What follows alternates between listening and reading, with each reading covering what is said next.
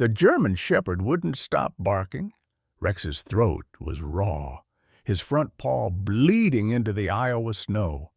But still, he stood rigid before the rusted John Deere tractor, teeth bared at something only he could sense. Officer Jack Sullivan's hand trembled on his service weapon. The radio crackled, Sheriff Anderson's voice cutting through the wind. "Sullivan, stand down. Backup's 2 minutes out." 2 minutes Emma Grace Miller didn't have. Beneath the howling blizzard, beneath Rex's desperate barking, Jack heard a child's voice, faint as a dying breath, rising from underground. "Help!" 30 minutes, that's what the paramedic said. 30 minutes until the 7-year-old's blood sugar would drop below 20, and her brain would shut down forever. Jack's flashlight caught something dark on the tractor blade. Blood. His daughter's face flashed before his eyes. 3 years cold in the ground. Same name, same age. Emma. Rex clawed at the frozen earth, howling at what lay buried beneath rusted metal and snow. Something that would shatter everything they thought they knew about monsters. Leave a like and share your thoughts in the comments, along with the city you're watching. From now, let's continue with the story. Jack Sullivan had stopped sleeping 3 years ago. Not completely, his body would collapse for an hour or two before dawn, but real sleep, the kind that healed, had died with his daughter on January 15th, 2022. Emma Rose Sullivan, 8 years old, blonde braids and gap-toothed smile. Gone in the time it took a drunk driver to run a red light and Jack to realize he'd taken the wrong route to her school play. He'd been 42 seconds late. The paramedic said she died in 30. His wife, Sarah, had left 6 months after the funeral. Not with anger. That would have been easier, but with the quiet, devastating patience of someone watching a loved one drown and finally accepting she couldn't reach them. The apartment they'd shared felt cavernous now, every corner holding photographs Jack couldn't bear to look at, but refused to take down. Her coffee mug still sat in the cabinet. Her jacket still hung by the door.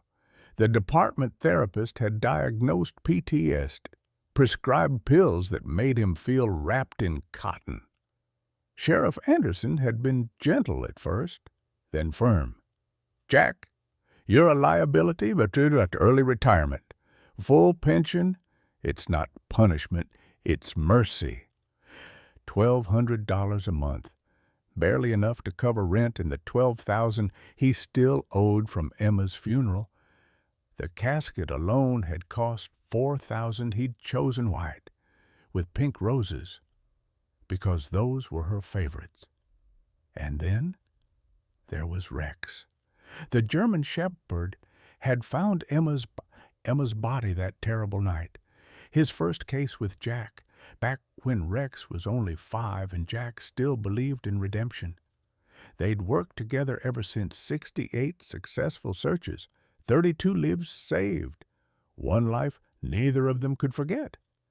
Now Rex was dying, 8 years old, which was ancient for a working cane. The veterinary oncologist had shown Jack the x-rays 2 months ago, bone cancer, spreading to the lungs. 3 to 6 months, maybe less. Pain medication ran $800 monthly. Chemotherapy another $1,000. Jack's pension wouldn't cover it. The department's policy was clear. Terminal K-on units were retired, which meant euthanized. A needle and a black plastic bag and a plot in the police dog cemetery outside town. Rex had 2 weeks before the paperwork went through. Jack had the pills in his glove box for anxiety. The doctor said, for courage to face each day, He hadn't taken them in a week. He needed to stay sharp, needed to prove he could still do this job, still save someone. But this morning, staring at the date on his dashboard, January 15th, exactly 3 years after Emma Rose died, the pills had looked like mercy. Then the call came. 7-year-old Emma Grace Miller, missing, blonde hair, blue eyes, another Emma, another January 15th.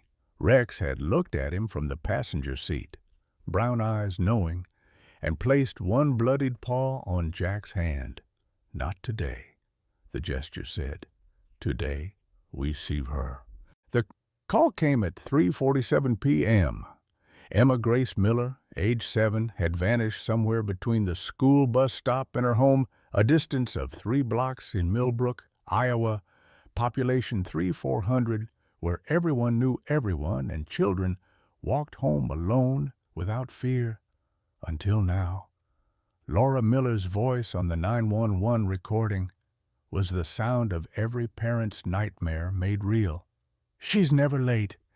Never. Something's wrong. Please, you have to find her. The temperature was 12 degrees and falling. The National Weather Service had issued a blizzard warning for 9 p.m., 6 hours of daylight, maybe less. Deputy Morrison took the initial report. Bus driver confirmed Emma Grace had gotten off at the corner of Maple and Oak. At 3:50 p.m. she'd been wearing her pink winter coat, carrying her backpack with the unicorn patch, last seen by the bus driver walking toward home 3 blocks, a 5-minute walk.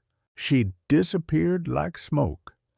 Jack arrived at the station at 4:00 p.m., Rex limping beside him. Sheriff Anderson met them in the parking lot, his face grave. It's a little girl, Jack, same ages. He stopped himself. I can assign this to Morrison, if you need. Jack's hands were shaking. The date glared from every clock, every calendar, January 15, 3 years exactly since Emma Rose had died. The pills in his glove box whispered their promises. But Rex was already moving toward the patrol car, looking back at Jack with those knowing brown eyes. "We've got this," Jack heard himself say. The Amber Alert went out at 4:30 p.m. By 5:00 p.m., a witness reported seeing a strange white van near the elementary school that afternoon. Partial plate matched a registered sex offender 2 towns over. The task force mobilized, sirens screaming through the fading daylight. 2 hours later, they'd raided the wrong house. The van belonged to a divorced father picking up his own daughter, late because of a flat tire. 2 precious hours burned while Emma Grace was somewhere in the cold. By 6:00 p.m., 150 volunteers had gathered at the town hall. Pastor Williams led them in prayer while Laura Miller collapsed into sobs against her brother Frank's shoulder. "She's all I have," Laura kept saying. "She's everything." Jack stayed at the back of the crowd, unable to meet Laura's eyes. He knew that particular species of terror too intimately. Sheriff Anderson organized the volunteers into grid search teams. The temperature had dropped to -5.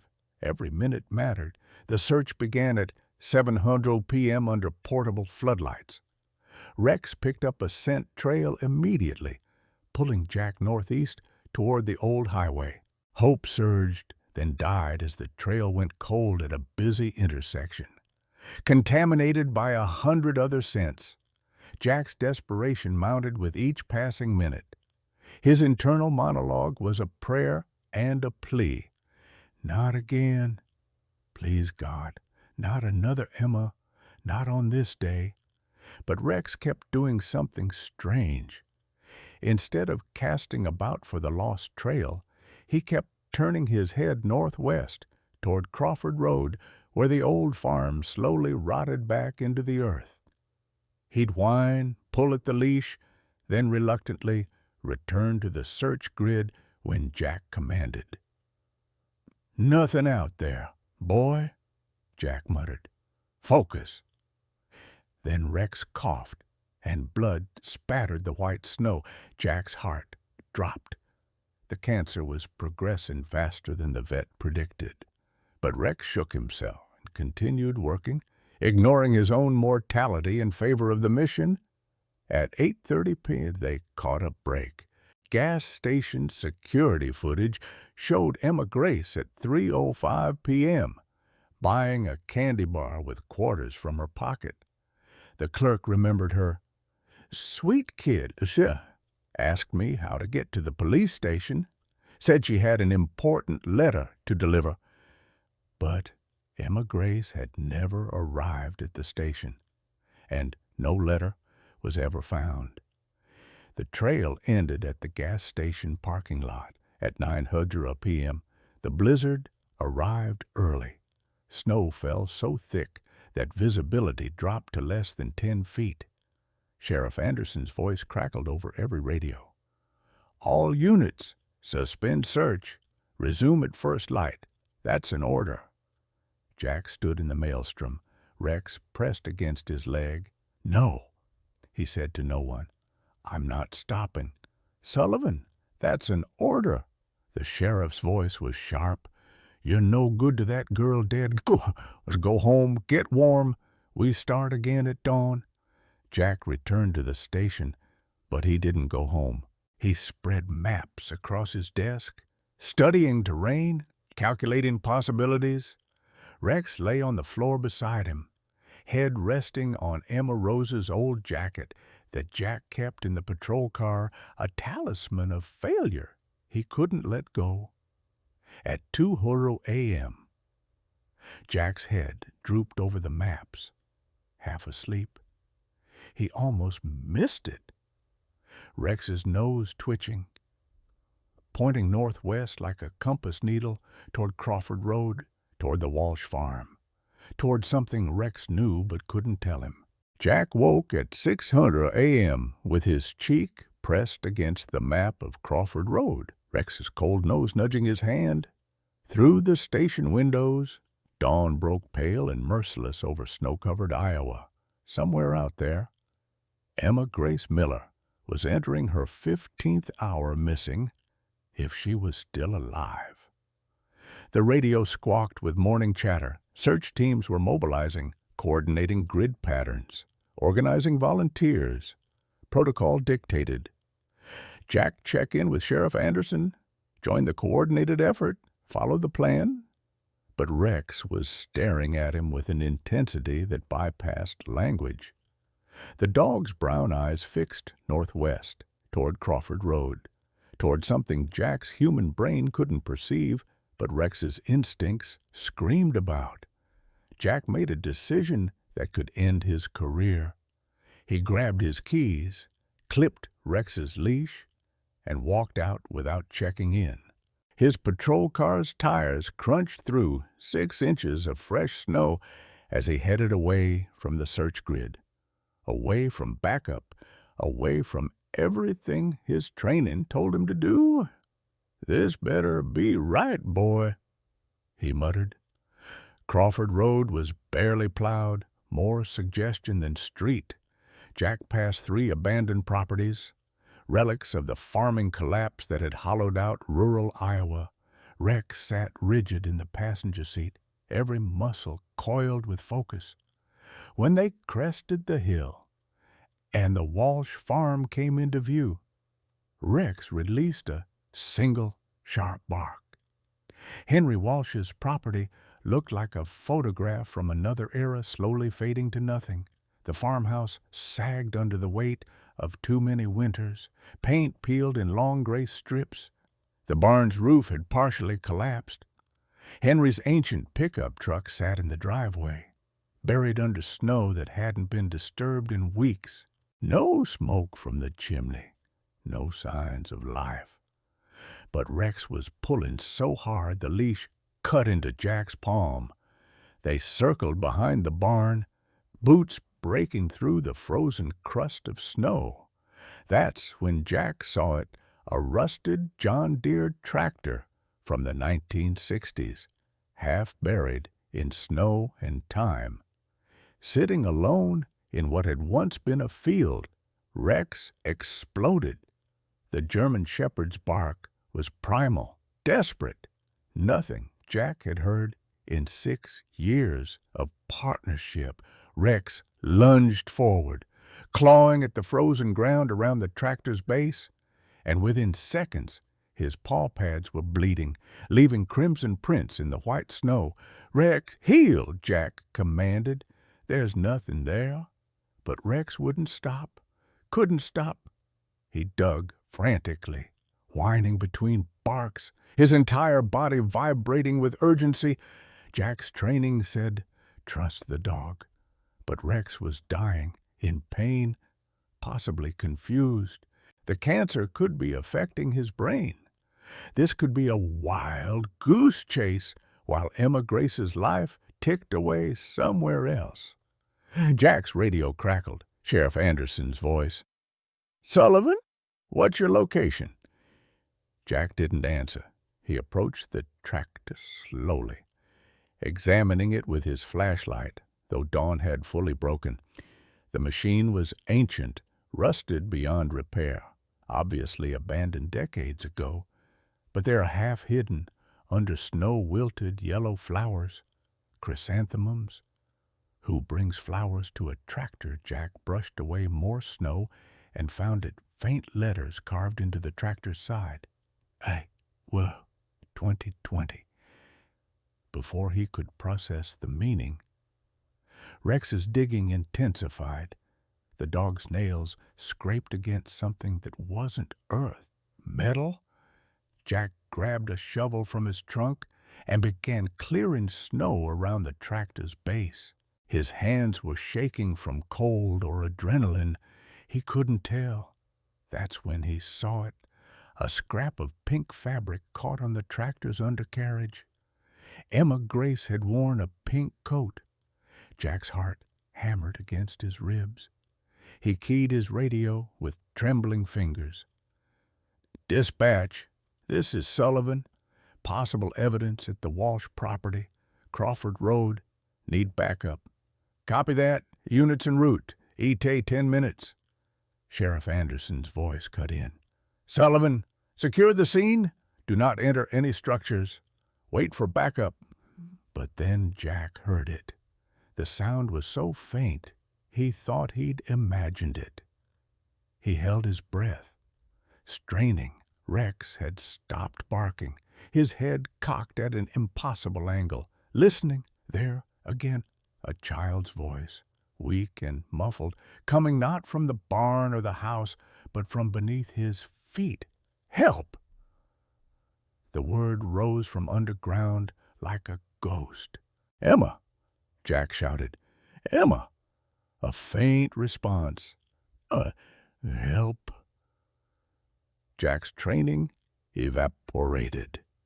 He dropped to his knees beside Rex, digging with bare hands now, ignoring the cold that burned at his fingers. 3 inches down, his knuckles struck metal. He cleared away more snow and earth, revealing a rusted metal handle, a bunker door, old, from the Cold War era when every Iowa farm had a storm shelter, hidden beneath the tractor, beneath decades of neglect and snow, and someone had padlocked it shut. Jack's service weapon was in his hand before he consciously decided to draw it. He fired once, twice, 3 times. The old lock shattered. His radio was screaming, Sheriff Anderson demanding to know about the shots fired. Backup 4 minutes out, but Jack couldn't wait. He grabbed the metal handle and pulled. The door resisted, frozen shut. But adrenaline gave him strength he didn't know he had. The hinges screamed in protest, and the door swung open, revealing darkness and wooden stairs descending into the earth. The smell hit him first. Damp earth, fear, and something medicinal. Jack's flashlight beam cut through the darkness, illuminating deep stairs and rough concrete walls. His hand tightened on his weapon. Every instinct screamed a danger. But somewhere below was a child's voice. Rex didn't wait for permission. The German shepherd plunged down the stairs, his nails clicking on wood, his dark form disappearing into the bunker. "Rick!" Jack hissed. But the dog was gone. Jack took a breath, tasted copper fear on his tongue, and followed his partner into the darkness. Behind him, he could hear sirens approaching, but they were still minutes away. Down here, in this buried place beneath a tractor marked with someone's initials and death date, minutes might be all Emma Grace Miller had left. The stairs creaked under Jack's weight. Each step a descent into uncertainty. His flashlight beam bounced off concrete walls slick with condensation. The bunker was small, maybe 12 feet square, carved from Iowa earth decades ago when nuclear war felt inevitable and underground shelters seemed like salvation. Now it felt like a tomb. The electrical hum Jack had heard was a small space heater in the corner, its orange coils glowing. A single bulb hung from the ceiling, casting sickly yellow light across the scene that would haunt Jack Sullivan for the rest of his life. A camping cot held a small figure wrapped in blankets. Emma Grace Miller, her blonde hair matted with sweat, her face pale as the snow above, unconscious. Beside her knelt an old man in flannel and work pants, his white hair wild, his weathered hands hovering over the child like he was afraid to touch her. Henry Walsh, 72 years old, Vietnam veteran, the hermit of Crawford Road, and in his trembling hand, reflecting Jack's flashlight beam, was a knife. "Hands up, get away from her." Jack's voice was raw, his service weapon trained on the old man's center mass. Henry looked up, confused, frightened. His eyes were rheumy and unfocused. "Please, don't. She's sick. I said, hands up." Jack's finger tightened on the trigger. Behind him, Rex growled low in his throat. But the sound was wrong, not aggressive, but conflicted. Henry didn't raise his hands. Instead, he turned back to Emma Grace, reaching toward her with the knife. Jack's training took over. "Gun cut head!" he shouted, the standard warning before using lethal force. Then Rex moved. The German shepherd didn't attack Henry. Instead, he placed himself between Jack's weapon and the old man, his body a living shield. Rex's tail was down, ears back, but he wasn't showing teeth. His brown eyes found Jack's. Pleading, "Rex, heel!" Jack commanded. But his voice cracked. Henry was crying now, using the knife to cut strips from his own flannel shirt. "Need to keep her warm," he mumbled. "Can't lose Emma again. Not again." Jack's breath caught. The bunker wasn't a dungeon. It was a survival shelter. Food wrappers scattered across a makeshift table. Military rations, the kind that lasted decades. Medical supplies lined a shelf, insulin vials, syringes, a blood glucose monitor, and covering Emma Grace were blankets, coats, even Henry's own winter jacket. This wasn't a crime scene. It was a desperate old man's attempt at salvation. Heavy boots thundered on the stairs. Sheriff Anderson burst into the bunker. Deputy Morrison right behind, both with weapons drawn. They saw what Jack saw. Old man, knife, unconscious child. "Freeze hands on your head," Anderson's voice boomed off concrete. Henry looked up, startled, still holding the knife and strips of flannel. To the deputies, it looked like a weapon. To Jack, who'd been watching for 30 seconds longer, it looked like an old man making blankets. "Gun!" Morrison shouted. Henry reached toward Emma Grace again, confused by the shouting, trying to tuck the flannel around her. His hand moved fast, too fast for an old man, adrenaline overriding arthritis. 3 guns tracked that movement. 3 fingers tightened on triggers. Rex barked sharp, commanding, and jumped fully in front of Henry. "Hold fire!" Jack screamed. "Hold!" Anderson and Morrison froze, weapons still trained. "Sullivan, control your dog. Look!" Jack pointed with his flashlight. "He's not threatening her. He's trying to help her." Morrison moved closer, checked Emma's pulse with professional efficiency. "Weak and thready. We need an ambulance now." Anderson keyed his radio. "Dispatch medical emergency at Walsh property. Critical. Child found. Unconscious." The response crackled back. "Copy. Ambulance en route. ETA 20 minutes in current conditions." Henry was rocking back and forth, clutching his homemade blankets. "Gave her my insulin," he mumbled. "All I had. Can't let Emma get sick. Already lost her once." Jack knelt beside Emma Grace, his training as a first responder kicking in. Her skin was cold and clammy. He checked her pulse. Morrison was right, weak and irregular, on the shelf. Jack spotted the glucose monitor. The reading on the screen made his blood run cold to mid. Hypoglycemia. Severe. Below 20 brain damage became irreversible. "She's diabetic," Jack asked Henry. "My Emma." "Yes." Henry's eyes were distant, looking at something only he could see. "Has to check her sugar, keep her safe."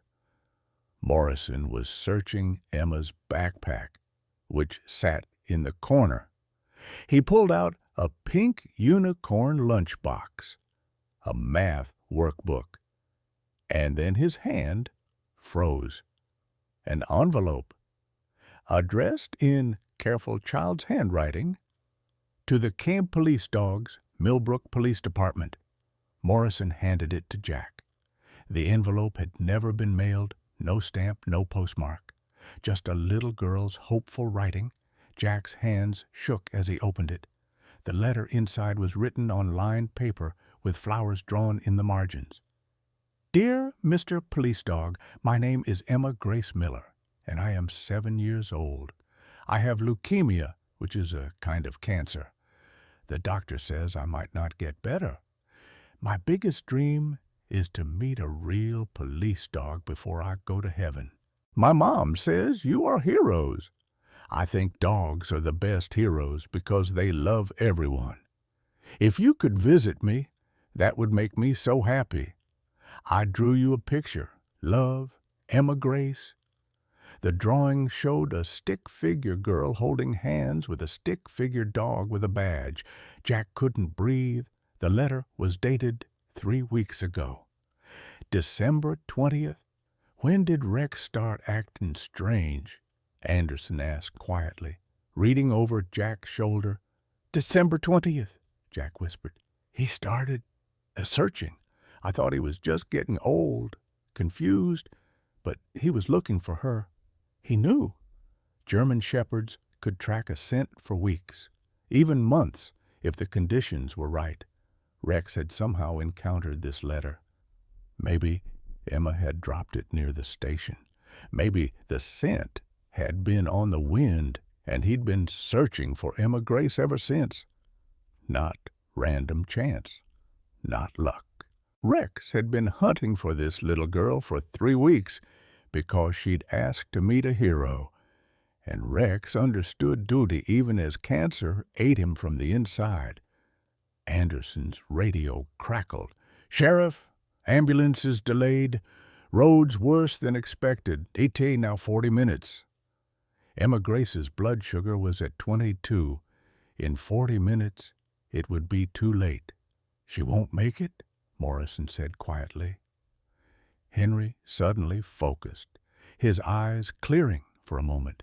In the box. He pointed to an old metal ammunition tin. "Sugar packets. From the diner." Jack opened it. Inside were dozens of sugar packets, creamer cups, honey packets, stolen condiments, hoarded with purpose. "Under the tongue," Henry said. "More direct to the bloodstream, my Emma." That's what they told me. Morrison, who'd been a paramedic before joining the force, didn't hesitate. He tore open packet after packet, rubbing the raw sugar on Emma's gums, under her tongue. It was crude, desperate first aid, but it was something. During the chaos, Rex collapsed. His legs simply folded, and he went down hard on the concrete. Blood leaked from his mouth more than before. The cancer was winning. Jack made an impossible choice. He stayed with Emma Grace while Morrison moved to Rex. "Boss, she needs you more," Morrison said. But his eyes were wet. Every cop loved Rex. Henry watched it all with the expression of a man living in multiple timelines. "Saved her this time," he muttered. "Saved my Emma. Couldn't reach her in the pond.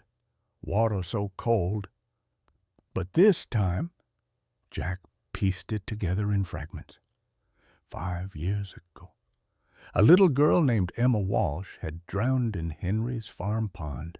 The newspaper article flashed in Jack's memory. He'd been on duty that day, had responded to the call.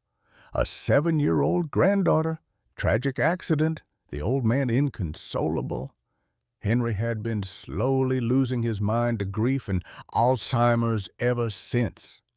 And when he'd seen Emma Grace Miller, same age, same blonde hair, same first name, collapsed on Crawford Road in the snow, his fractured brain had given him a second chance. Above ground, the sound of vehicles arriving grew louder. Many vehicles. Then voices, angry and afraid. Anderson's radio came alive. "Sheriff, we've got a situation topside. 50-plus civilians forming outside the property. Frank Miller is leading them. They want Walsh." Frank Miller, Laura's brother, Emma Grace's uncle. Jack climbed the stairs to assess. What he saw turned his stomach. A crowd had gathered, and it had the energy of a lynch mob. Pickup trucks blocked the driveway. Men carried hunting rifles for protection. Someone had brought a rope. Pastor Williams stood at the edge, trying to calm people, but his voice was lost in the shouting. "Bring him out." Frank Miller's voice carried across the frozen field. "That monster had my niece. Child molester. He had her in a hole in the ground. Let us have him. He doesn't deserve a trial." News vans were arriving, helicopters circling overhead now that the weather had broken. A reporter with a microphone was already broadcasting. Elderly recluse held 7-year-old girl captive in underground bunker for 18 hours. Details are still emerging in this horrifying case. The narrative was forming before the facts were known. Henry Walsh was a monster. Emma Grace was a victim of predation. The bunker was a dungeon. Jack saw it happening in real time, the death of truth crushed under the weight of fear and assumption. Morrison emerged from the bunker carrying Emma Grace, wrapped in every blanket they could find. The crowd surged forward. Laura Miller broke through, screaming her daughter's name, falling to her knees beside Morrison. Then Sheriff Anderson brought Henry Walsh up in handcuffs. The old man was confused, asking why he couldn't stay with Emma, asking if she was warm enough. The crowd roared. Someone threw a rock. It struck Henry above the eye, opening a gash that bled down his bailiff's face. "Back!" Anderson commanded.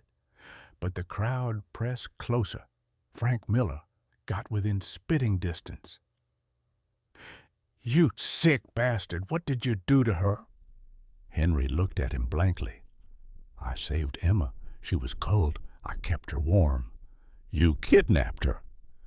Jack found himself stepping between Henry and the mob. His service weapon wasn't drawn, but his hand rested on it. "Everyone needs to step back. Now! Get out of the way! Sullivan!" Frank's face was purple with rage. "You don't know what he did." "I know exactly what he did," Jack said quietly. "He found a little girl dying of hypothermia and he saved her life." The crowd's noise dropped to a murmur. Confused glances. "That's not he took her. He's a monster. He's a sick old man who thought he was saving his granddaughter." Jack continued, his voice carrying across the frozen field. "And he was saving her. Emma Grace is diabetic. She was in hypoglycemic shock when Henry found her collapsed on the road. Her blood sugar was 2 when we found her. Do you know what that means?" The crowd was silent now. "It means that in another 10 minutes, she would have been dead." Henry kept her warm, monitored her blood sugar, gave her his own insulin. He saved her life. "But he had her in a bunker," someone protested. But the conviction was gone. Frank Miller's face crumbled. "He had my niece." He had your niece, Ollie," Jack said, "which is more than any of us managed for 18 hours. State police arrived and took custody of Henry Walsh, loading him into their vehicle while he asked repeatedly about Emma. The crowd slowly dispersed, shame replacing rage, but the damage was done. The media had their story, the town had its Maud's monster, and Henry Walsh had saved a life by breaking a law. The emergency room at Millbrook Community Hospital smelled of disinfectant and fear. Emma Grace Miller lay in bed 3, her small body connected to IV lines pumping glucose and fluids. Her mother, Laura, sat beside her, gripping her daughter's hand like she might disappear again if she let go. Jack stood outside the room with Sheriff Anderson, watching through the window as doctors worked. His own hands wouldn't stop shaking. Rex was 2 floors up in the veterinary wing of the hospital. Yes, Millbrook was small enough that the animal hospital shared space with the human one, receiving emergency treatment for internal bleeding. The vet had said the words Jack dreaded. "It's time to consider quality of life." But that conversation would have to wait. Right now, the entire county wanted answers about what had happened in Henry Walsh's bunker. At 2:00 p.m., Emma Grace opened her eyes. Laura's sob of relief echoed into the hallway. Within minutes, the room filled with people, doctors, nurses, Sheriff Anderson, a social worker named Patricia Chen, trained in childhood trauma interviews, and Jack, who couldn't make himself leave. "Emma, honey?" Patricia's voice was gentle as spring rain. "Can you tell us what happened yesterday?" Emma looked confused, her blue eyes moving from face to face. "Am I in trouble?" "No." "Sweetheart, no." Laura's voice broke. "You're safe. You're not in trouble. Did a man take you somewhere?" Patricia asked carefully. Emma nodded slowly. Outside the room, Jack saw deputies tense, saw Frank Miller's face harden with vindication. But then, "Emma, I was walking home from the bus stop. I felt really dizzy, like when my sugar gets bad." Her small hand touched her stomach. "Everything was spinning. I tried to keep walking, but I fell down in the snow." Laura gasped, covering her mouth. A hypoglycemic episode. Emma's blood sugar had crashed before Henry ever appeared. I was so cold, Emma continued, her voice small. I tried to get up, but my legs wouldn't work. I thought I was going to die there. Tears streamed down Laura's face. Then the nice grandpa found me. He picked me up and said I needed to get warm or I'd die. He carried me to a warm place. Did he hurt you, Emma? Patricia asked. In any way? No. Emma's answer was immediate and certain. He gave me his coat and his food. He kept checking my sugar like Mommy does. She held up her finger, showing the small needle marks from glucose testing. He said he wouldn't lose me again. Lose you? Patricia leaned forward. He kept calling me Emma Walsh. I told him that's not my name. I'm Emma Miller. But he didn't understand. He was crying a lot. He kept saying I couldn't save my Emma, but I can save you. The room went silent. Through the window, Jack saw Frank Miller's expression change from rage to something more complicated. Were you scared? Patricia asked. Emma thought about this. A little, because he was confused, but he shared his last food with me, and he kept saying, You're safe now. You're warm. Grandpa's got you. She looked at her mother. He thought I was his granddaughters who died, didn't he? Laura couldn't speak. She just pulled Emma into her arms and wept. By evening, forensic teams had processed the bunker. Their findings painted a picture that shattered the monster narrative the town had built. Henry Walsh's medical log, written in shaky handwriting, blood sugar readings every 30 minutes, temperature checks, notes about keeping Emma warm, keeping her awake, preventing shock. The old man had been performing textbook hypothermia first aid. The insulin vials told an even more devastating story. Henry Walsh was diabetic.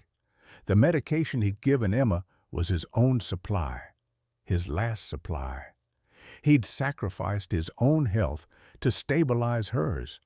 The bunker itself wasn't a dungeon. It was a storm shelter that Henry had been slowly converting into a safe space for years, ever since his granddaughter Emma Walsh had drowned in 220. The space heater, the blankets, the medical supplies, all carefully accumulated on a fixed income, all stored underground, where Henry's fractured mind believed he could save Emma next time.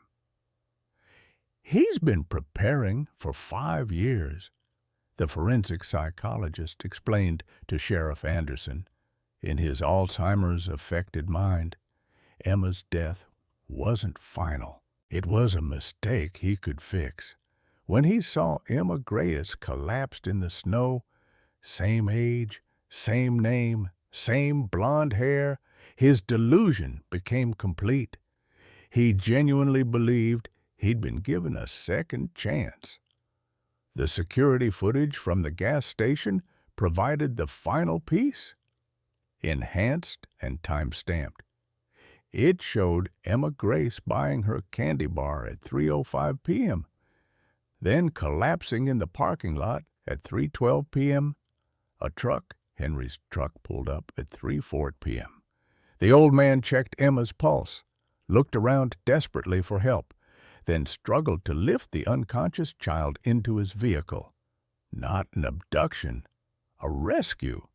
Emma Grace's core body temperature at the hospital had been 89 degrees Fahrenheit. The emergency room doctor was unequivocal in his report.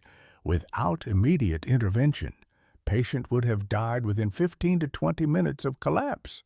The heat source, insulation, and blood glucose management administered prior to hospital arrival were life-saving measures.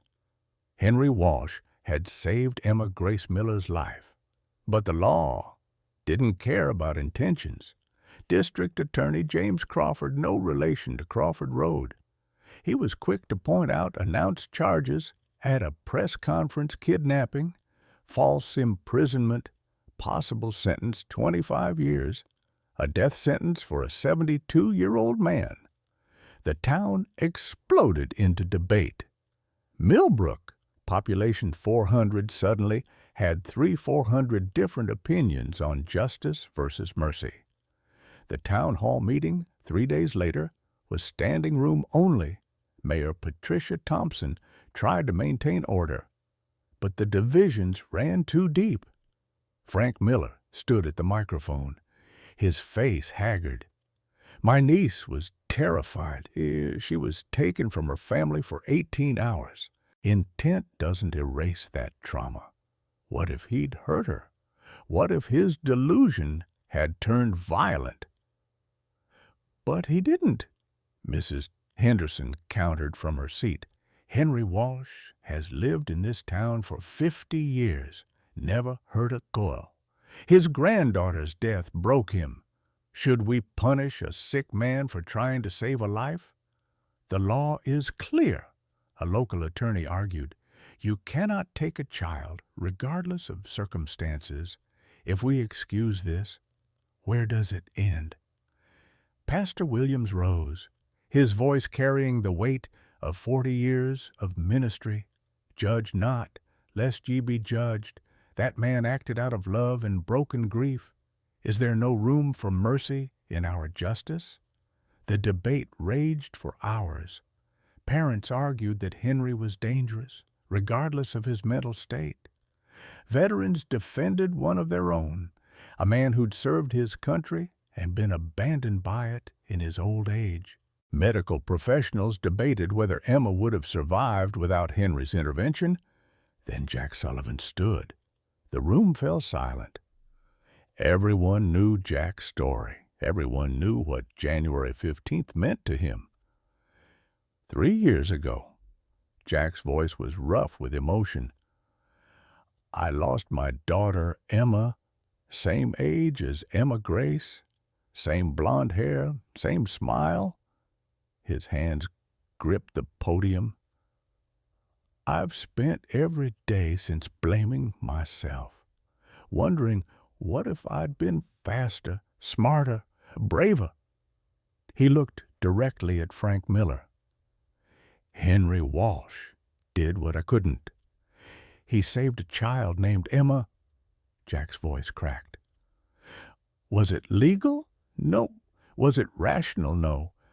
But my dying dog Rex, who has 8 cancer tumors and can barely walk, trusted Henry Walsh enough to stand between him and my gun. Rex has never been wrong about a person, not once in 6 years. He paused, gathering himself. Henry gave everything to keep Emma Grace alive. His food, his medicine, his warmth, his sanity. And we want to lock him in a cage until he dies. You're too close to this. Sullivan, someone shouted. You'd do anything to save an Emma, even defend a kidnapper. Oh, you're right, Jack said quietly. I would. So would every parent in this room. That's what Henry did. He tried to save his granddaughter the only way his broken mind knew how. The room erupted in argument again. But then Laura Miller stood. Enough! The room went silent. Laura walked to the front, her face pale but determined. I'm Emma's mother. My voice matters most here. She took a shaky breath. 3 days ago, I wanted Henry Walsh dead. I wanted him to suffer for every second my daughter was gone. I wanted justice that felt like revenge. Tears streamed down her face. But my daughter is alive. The doctors told me that if she'd been outside 10 more minutes, her body temperature would have dropped below 85 degrees.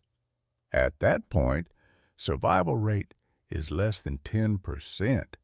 She looked around the room. Henry Walsh gave my daughter his coat when he was cold, his food when he was hungry, his medicine when he was sick. He monitored her blood sugar every 30 minutes for 18 hours. He kept her alive. Her voice dropped to a whisper. I don't want him punished. I want him helped. He needs treatment, not prison. He needs dignity, not a cage. Frank Miller, who'd been rigid with anger for 3 days, suddenly deflated. He walked to his sister and pulled her into an embrace, both of them crying. The district attorney stood. Mrs. Miller, are you saying you don't want to press charges? I'm saying that man saved my daughter's life, and I won't be the reason he dies in prison for it. The room erupted, some in applause, others in protest. The debate was far from over, but something had shifted. The simple narrative of monster and victim had complicated into something messier, more human, justice. Jack thought as he watched the chaos wasn't always as clear as the law wanted it to be. The call came while the town hall meeting was still raging. Jack's phone vibrated in his pocket. Millbrook Veterinary Hospital. His heart stopped before he even answered. Officer Sullivan, you need to come now. Rex is crashing. Jack ran from the building without explanation, leaving behind the debates about justice and mercy. None of it mattered if Rex was dying. He found the German Shepherd in the critical care unit, lying on a padded table under harsh fluorescent lights. Rex's breathing was labored, each inhale a wet rattle that spoke of lungs filling with fluid. Blood leaked from his nose and mouth. The cancer had spread faster than anyone predicted, eating through his organs like fire through dry wood. Dr. Sarah Mitchell met Jack at the door, her face grave. The tumors have caused massive internal bleeding. He's in significant pain. Jack, it's time. But Jack's legs wouldn't hold him. He sank into the chair beside the table, his hand finding Rex's fur. The dog's brown eyes opened, clouded with pain, but still aware, still trying to focus on his partner. No, Jack whispered. Not yet. Please, not yet. Jack. Mitchell's voice was gentle, but firm. He's suffering. He held on for something, but it's time to let him go. Jack looked at Rex, really looked at him. The proud Caetite, who'd saved 32 lives, was reduced to shallow breathing and blood-soaked gauze. His front paw, the one he'd torn open, digging for Emma Grace, was wrapped in bandages that couldn't hide the damage underneath.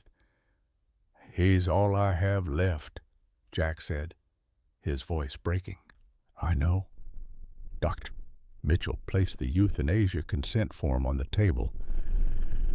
But love means letting go. Jack stared at the paper, unable to make his hand move. 3 years ago, he'd signed papers to disconnect his daughter from life support. He'd watched Emma Rose take her last breath while machines beeped their mechanical requiem. He'd buried his daughter in frozen January ground and thought he'd buried his heart with her. He couldn't do it again. Jack couldn't finish the sentence. What did he need? More time, a miracle for Rex to die on his own. So Jack didn't have to be the one to decide. Rex's paw moved weakly, touching Jack's hand. The gesture was so familiar, Rex's way of saying, I'm here, since he was a puppy in K-Down training. But now it felt like goodbye. Jack pulled out his phone with shaking hands and called the hospital. This is Officer Sullivan. Is Emma Grace Miller able to have visitors? 10 minutes later, Laura Miller arrived with Emma Grace in a wheelchair, an IV pole attached. The girl was still weak, still recovering. But when she saw Rex, her face lit up with recognition. That's him, Emma breathed. That's the dog who found me. Jack lifted Emma gently, helping her sit beside the Rex on the examination table. Her small hand touched Rex's fur with reverence. "Hi, Rex," Emma whispered. "I'm Emma Grace. I wrote you a letter." At the sound of her voice, Rex's tail moved just barely, just once, but it moved. Jack's breath caught. "Emma, when did you try to mail your letter, the one asking to meet a police dog?" "December 20th. I took it to the police station after school, but I was too scared to go inside. I left it on the steps." She looked down, but it was gone when I came back. I thought someone threw it away. Jack's heart shattered and rebuilt itself in the same moment, December 20th. That was the day Rex had started acting strange, searching for something during their patrols, pulling Jack toward neighborhoods they didn't usually patrol. "Rex found your letter," Jack said, tears streaming down his face. "He's been looking for you for 3 weeks, not by accident, not by luck. He was hunting for you because you asked to meet a hero." Dr. Mitchell gasped softly. "German shepherds can track a scent from paper for weeks. If he encountered that letter—" "He knew," Jack finished. "He knew someone needed him, and he didn't stop looking until he found you." Emma's eyes filled with the tears. She leaned down, pressing her face into Rex's fur. "You came for me. Even though you were sick, you came for me." Rex's breathing steadied slightly at her touch. His eyes, which had been glazed with pain, cleared for just a moment. He looked at Emma Grace, then at Jack, and something passed between them, an understanding that transcended species and language. "It's okay," Emma whispered to Rex. "You saved me. You can rest now." Jack couldn't speak. He nodded to Dr. Mitchell, who prepared the injection with practiced, sorrowful efficiency. "We'll do this gently," Dr. Mitchell explained to Emma. "First, medicine to make him sleepy. Then, medicine to stop his heart. He won't feel any pain." Emma started singing, her voice thin but sweet. "You're my sunshine, my only sunshine." It was the same song Henry Walsh had been playing on the old radio in the bunker, the song he'd used to comfort Emma Grace during her 18 hours underground. Now Emma used it to comfort the dog who'd saved her life. Rex's eyes closed as the first injection took effect. His labored breathing eased. The pain lines around his muzzle smoothed. For the first time in weeks, he looked peaceful. "You make me happy when skies are gray," Emma continued singing, her hand stroking Rex's head. Dr. Mitchell administered the second injection. Jack's hand rested on Rex's chest, feeling the strong heartbeat that had powered 6 years of service, of loyalty. "You'll never know, dear, how much I love you." The heartbeat slowed more, and then stopped. "Please don't take my sunshine away." Emma's voice trailed off into silence. Rex was gone. Jack pulled the girl into his arms, and they cried together, a broken cop and rescued child, mourning a hero who wore fur and never asked for recognition. Laura Miller stood in the corner, weeping. Mitchell wiped her eyes. Outside the room, Sheriff Anderson had arrived, along with Deputy Morrison and half the Kane unit. They'd all loved Rex. News of Rex's death spread through Millbrook faster than wildfire. The town hall meeting disbanded. People came to the veterinary hospital, leaving flowers and stuffed dog toys and handwritten notes. Children's drawings of Rex covered the entrance. Someone had already started a memorial fund. 3 days later, Rex received full law enforcement honors, 21 gun salute, flag-draped casket. Jack wore his dress uniform and barely held himself together as taps played across the cemetery. Emma Grace sat in her wheelchair at the front, holding the folded flag they gave Jack afterward. 200 people attended, the entire police force, the canine units from 6 counties, veterans who recognized one of their own, and Henry Walsh, brought from the county detention center in handcuffs, flanked by guards. Henry had asked to attend, and Sheriff Anderson had allowed it. The old man stood at the back, confused about why he was there, but understanding that something important was happening. When the ceremony ended and people began to leave, Henry approached Rex's casket. The guards tensed, but Jack nodded permission. Henry placed his weathered hand on the polished wood. "Good dog," he said simply. "You found Emma, all the Emmas." He looked at Jack with a moment of heartbreaking clarity. He knew what we couldn't see. He knew what we refused to believe.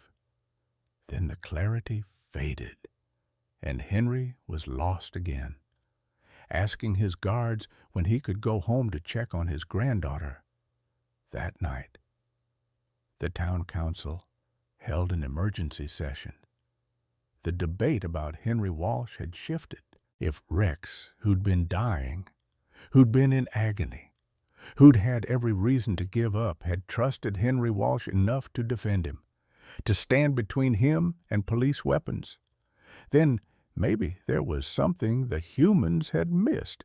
"That dog had more honor than most men," one councilman said.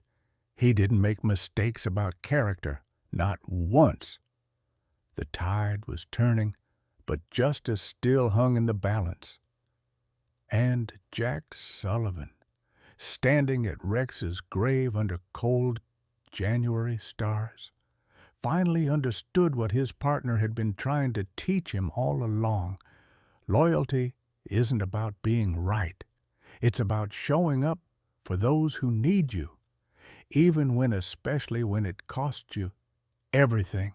The forensic investigation into Henry Walsh's life took 2 weeks and painted a picture so heartbreaking that even the hardest prosecutors struggled to maintain their resolve. Angela Reeves, the county's forensic psychologist, presented her findings to a packed courtroom. "Mr.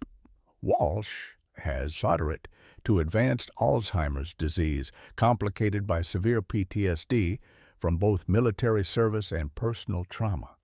His condition is characterized by temporal confusion and inability to distinguish between past and present events."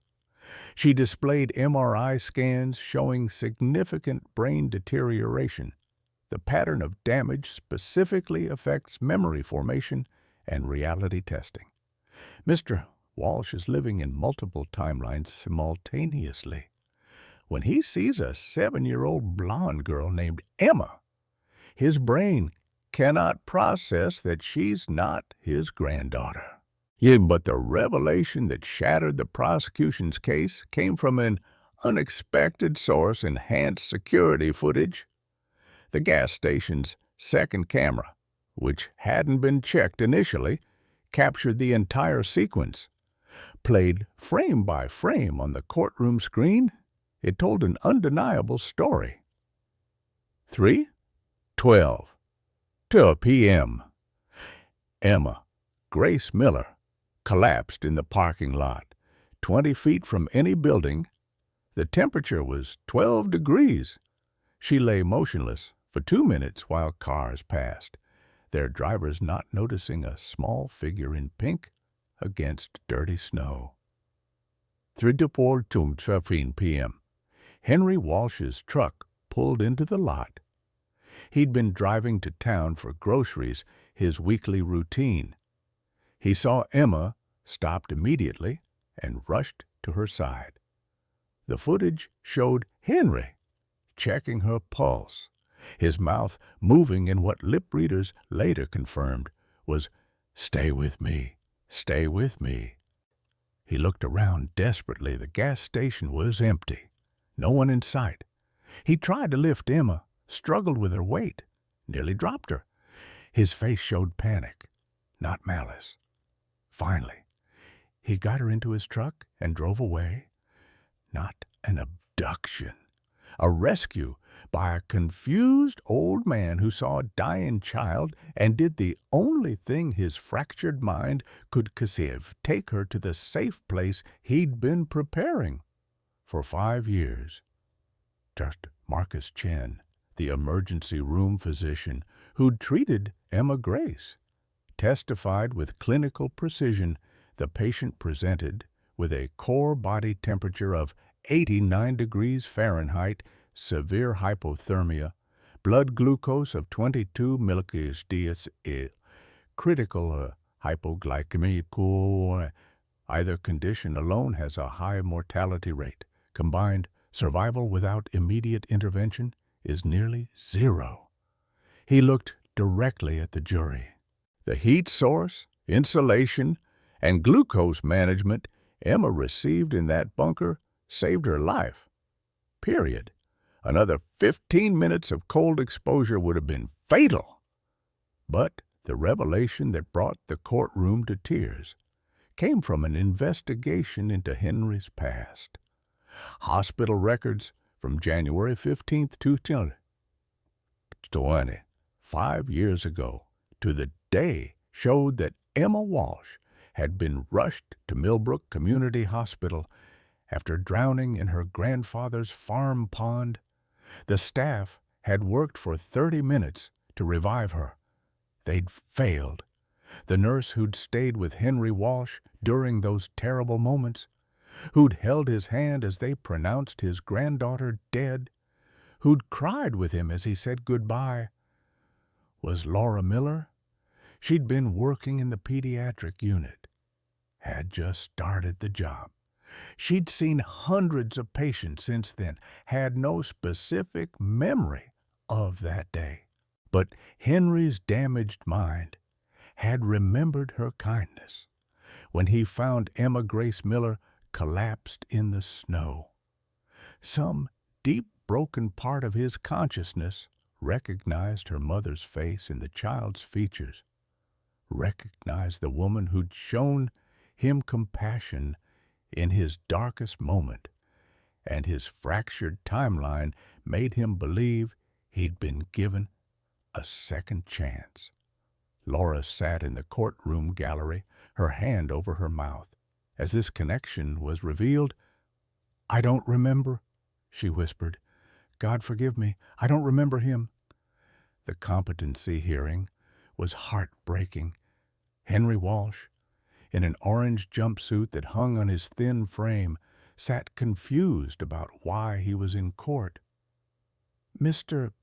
Walsh," the psychiatrist asked gently, "do you understand that you took someone's child?" Henry's weathered face crumpled with concentration. "Yes, no, I don't know any more." His hands trembled. "I see her, my Emma, drowning, and I see other little girls who look like her, and I can't tell what's real. But you knew the little girl wasn't your granddaughter. In my head, sometimes, but in my heart." He touched his chest. "In my heart, I hear her calling for Grandpa every day for 5 years, and I couldn't save her. I was too slow, too old. She drowned while I was 20 feet away." His voice broke. "I couldn't let another Emma die, not if I could help it." The prosecutor introduced evidence found in Henry's farmhouse, dozens of photographs. Emma Walsh at every age, from infant to 7, newspaper clippings about Emma Rose Sullivan's death 3 years ago, and a missing person poster for Emma Grace Miller, carefully cut from the community bulletin board. 3 Emmas, 3 blonde 7-year-olds. Henry had been tracking them, his diseased mind believing they were all the same child, given back to him again and again. The investigator presented the tractor's history. The old John Deere sat exactly where Henry's pond had been. After Emma Walsh drowned, Henry had the pond filled in too dangerous. Neighbors reported. He'd placed the tractor there as a memorial, carving "Iguan" into the metal. Every week he brought yellow chrysanthemums, his granddaughter's favorite flower. The bunker wasn't prepared for kidnapping. It was Henry's answer to his own failure. What if I'd had a warm place nearby? He told the psychiatrist. What if I'd been ready? So he'd spent 5 years converting the old storm shelter, installing heating, stockpiling medical supplies, preparing for the day Emma might need him again. When Jack Sullivan took the stand, the courtroom was silent. "Why did you defend Mr. Walsh?" the attorney asked. Jack's voice was steady, though his eyes were wet. "Because I understand him. Every night for 3 years. I dream my daughter's alive. I wake up reaching for her. The mind does what it needs to survive grief." He looked at Henry. Henry's mind brought Emma back. Mine tries to every night. The only difference is he acted on his delusion, and thank God he did. Because Emma Grace Miller is alive because of it, you believe Mr. Walsh is not guilty. I believe Mr. Walsh is sick. I believe he saved a child's life.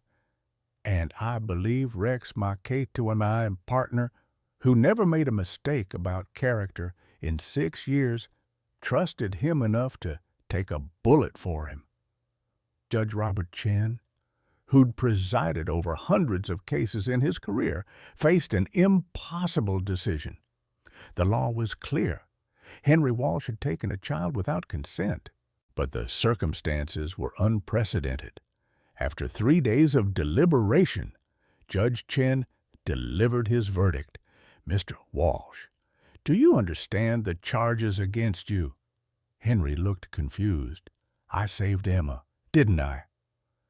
The judge's heavy sigh filled the courtroom. "Yes, Mr. Walsh, you did. This court finds the defendant not guilty by reason of mental defect. However, Mr. Walsh is remanded to a psychiatric care facility for treatment, not punishment." Frank Miller stood to object, but Laura pulled him down. They'd talked long into the night. Emma Grace had asked them to forgive the grandpa who saved me. "The goal is dignity and care," Judge Chen continued. "Not incarceration. Mr. Walsh will receive comprehensive Alzheimer's treatment and, when stable, supervised community, living with mandatory medical check-ins." Henry looked at his attorney. "Can I go home?" "Not yet, sir, but someday. Will Rex visit me?" The courtroom went silent. No one had told Henry that Rex had died. "Rex has passed, Mr. Walsh," the judge said gently. For a moment, clarity broke through the fog. "Oh, yes, I remember now." Tears rolled down Henry's weathered cheeks. He was a good dog. He found Emma, all the Emmas. Then he was lost again, asking when his granddaughter would visit. As Henry was led from the courtroom, he passed Laura Miller. He stopped, studying her face. "You're the kind nurse," he said. "From when my Emma—" He couldn't finish. Laura stood, took his hand. "I'm so sorry," she whispered. "I'm so sorry I couldn't save her." "But you did." Henry said with heartbreaking confusion. "She's alive. I kept her warm this time." Laura pulled him into an embrace while the bailiffs waited. Two people connected by tragedy, by Emma's, by the impossible mathematics of grief and grace. 6 months passed like seasons turning, winter's grief slowly thawing into summer's grace. Emma Grace Miller stood in her backyard on a July morning, her blonde hair grown back thick and healthy, her cheeks pink with life that had nearly been extinguished in the snow. The leukemia was in full remission. The doctors called it remarkable. Laura called it a miracle. The medical bills that had crushed their family, $450,000 for treatment, with insurance covering barely a quarter, had been erased by something Emma Grace didn't fully understand, but her mother cried about often community. Rex's Rescue Fund. The organizers had named it. What started as a memorial for a fallen Kate had transformed into something larger. The town of Millbrook, which had nearly torn itself apart over Henry Walsh, had found redemption in generosity. Bake sales and car washes, a benefit concert at the high school, donations from across the state. As the story spread, they'd raised $600,000. Emma's treatment was covered, a college fund established, and the remainder, $200,000, dedicated to a cause Emma herself had suggested: medical care for retired police dogs. Rex couldn't get treatment because it was too expensive. Emma had told her mother, "That's not fair. Dogs are heroes, too." The program would help 30 to 40 aging K-9 units each year. The first recipient was Shadow, a 9-year-old German Shepherd with bone cancer who'd been scheduled for euthanasia. Now, Shadow was Jack Sullivan's new partner, cancer in remission. Given the second chance Rex never received. Henry Walsh lived at Meadowbrook Memory Care now, in a bright room with windows overlooking a garden. The medication had helped more lucid days than confused ones. And in May, something impossible had happened. His son Michael, estranged for 15 years over arguments no one could remember, had called. They were rebuilding what Alzheimer's hadn't yet stolen.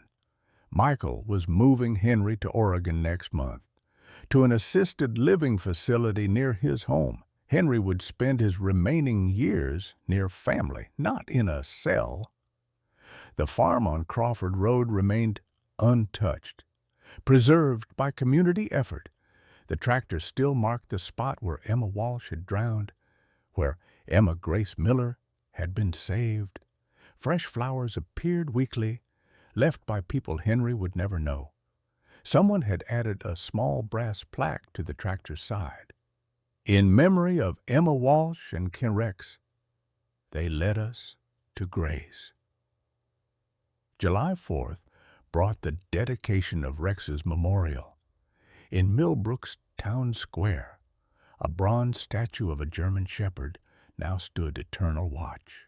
The sculptor had captured Rex mid-stride, alert and proud.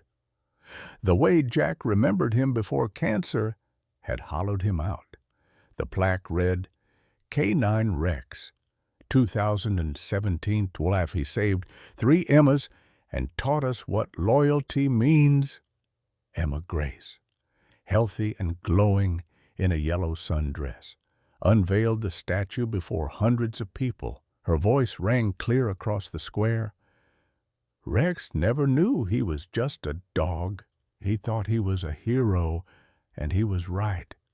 Henry was there, supervised but stable, understanding this was important, even if he couldn't quite remember why.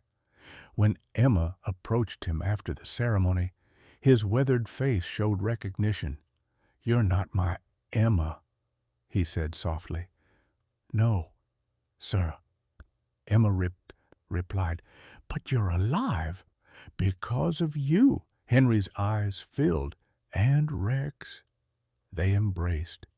And the crowd people who 6 months ago had wanted Henry locked away forever wiped tears from their eyes. Frank Miller, who'd led the angry mob that January morning, approached Henry with an extended hand. "Thank you for saving my niece." Henry gripped it with both hands. "I'd do it again." "I know you would." Laura Miller spoke last, her voice carrying across the gathering. 6 months ago, I wanted justice that felt like revenge, but I've learned that sometimes love looks like confusion, sometimes heroism looks like crime, and sometimes angels have Alzheimer's. She looked at Henry. "Thank you. You gave me back my daughter." Jack Sullivan didn't retire. Sheriff Anderson had promoted him to K-9 unit supervisor instead, training new handlers with a specialty in senior dog programs. Every old dog deserves a final mission, Jack told his recruits. He visited Emma Rose's grave every Sunday now, bringing flowers and talking to her about the week. Rex's ashes were buried beside her, a small marker reading, "Good dog, best friend." Shadow waited patiently during these visits.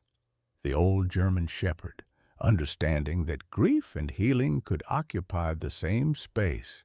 One Sunday in late July, Jack and Shadow stopped at the Crawford farm on their way home. The flowers at the tractor were fresh yellow chrysanthemums. Jack added his own bouquet. "For Emma, Emma, Emma, and Rex," he whispered. Shadow sat alert, ears forward, looking at the tractor the way Rex had 6 months ago, seeing something humans couldn't. Jack smiled. "Yeah, boy, I feel them too. They're all still here, all the broken things that became beautiful." 1 year later, Emma Grace Miller stood before her 4th grade class giving a presentation titled "My Hero." She held up a photograph of Rex, his brown eyes bright, his expression noble. "Heroes don't always wear capes," she said. "Sometimes they have 4 legs, sometimes they have Alzheimer's. But they always show up when someone needs saving, even when they're afraid, even when they're dying, even when no one else understands." She looked at the photograph, at the dog who'd hunted for her for 3 weeks because she'd asked to meet a hero. That's what makes them heroes. The end. Sometimes the greatest heroes are the ones everyone else has written off as too old, too broken, too late. This story reminds us that loyalty doesn't retire, that love doesn't have an expiration date, and that the hearts beating inside aging bodies still hold the fiercest capacity for courage. Rex was 8 years old and dying, yet he never stopped searching. Henry was 72 and losing his mind, yet his instinct to save never wavered. Jack carried 3 years of guilt, yet he found the strength to defend truth when the whole town wanted vengeance. These weren't young heroes in their prime. They were souls who refused to believe their best days were behind them. How many of us have been told we're past our usefulness? How many times have we doubted whether we still have something meaningful to contribute? This story says your age doesn't determine your value. Your past doesn't define your future. And it's never too late to save someone or to be saved yourself. The world needs your wisdom, your loyalty, your love. You're not too old. You're exactly what someone has been searching for. What's one time you proved? Could that experience and heart matter more than youth? Have you ever had a pet or a person show you loyalty when everyone else gave up? Share your story below. We'd love to hear it.